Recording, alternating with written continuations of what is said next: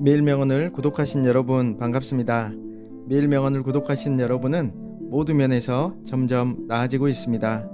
오늘은 김현태 작가님의 내 마음 들었다 놨다라는 책을 소개해 드리려고 합니다. 오늘은 괜찮아 이 또한 지나갈 테니 라는 주제로 함께 내용을 나눠보도록 하겠습니다. 꺾이지 않는 희망. 생명이 있는 한 희망이 있다. 희망은 만사가 용이하다고 가르치고 실망은 만사가 곤란하다고 가르친다. 희망을 친구로 삼을 것인가 아니면 절망을 친구로 삼을 것인가, 어느 쪽을 선택할 것인가. 제이 위트. 어린 닭 하나가 있습니다. 그는 날고 싶습니다. 그래서 최후의 수단을 선택했습니다. 먼저 나뭇가지에 밧줄을 걸고 그 줄에 자신의 목을 매달았습니다. 그리고는 망설임 없이 허공에 몸을 던졌습니다. 팽팽해진 밧줄은 어린 닭의 숨통을 점점 조였습니다. 참을 수 없는 절박함. 가장 절망스러울 때 희망이 온다고 했던가? 화석처럼 굳은 줄만 알았던 날개가 파드득 파드득 움직이기 시작했습니다. 어린 닭, 드디어 하늘을 들었다 놨다 했습니다. 우리네 삶도 마찬가지입니다. 절실히 갈망하라. 그럼 하늘에서 희망의 밧줄이 내려옵니다.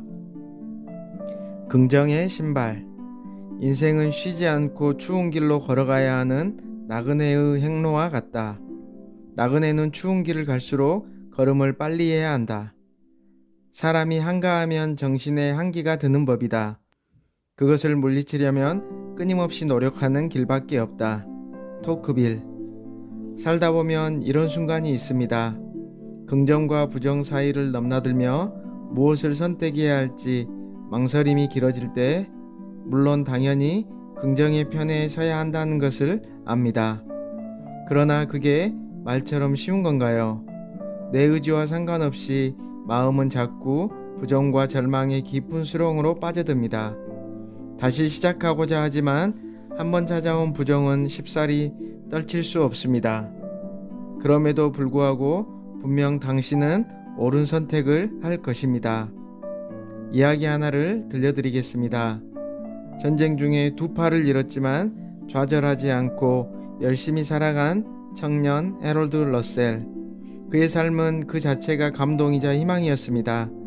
마침내 그의 삶이 영화가 됐을 때 그는 직접 주인공으로까지 출연했습니다.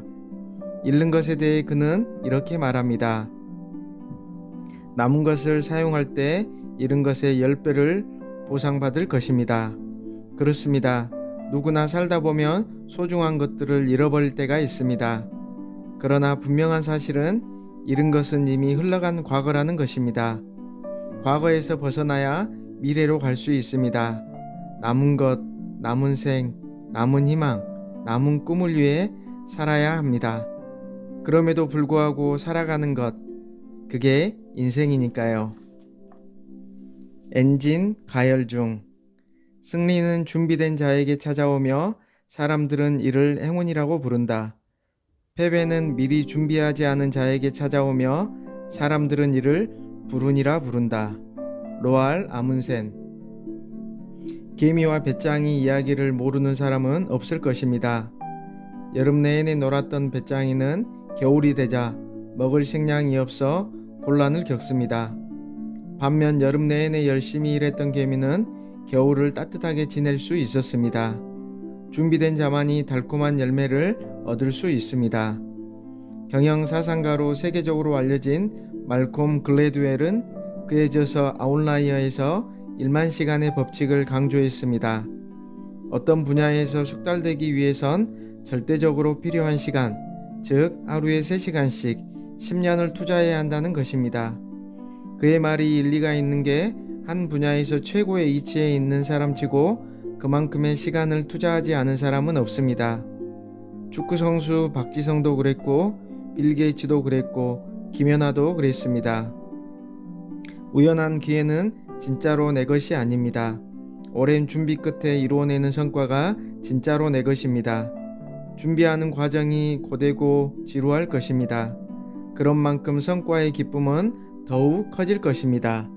준비하고 이루십시오. 매일 명언을 구독해 주셔서 감사합니다.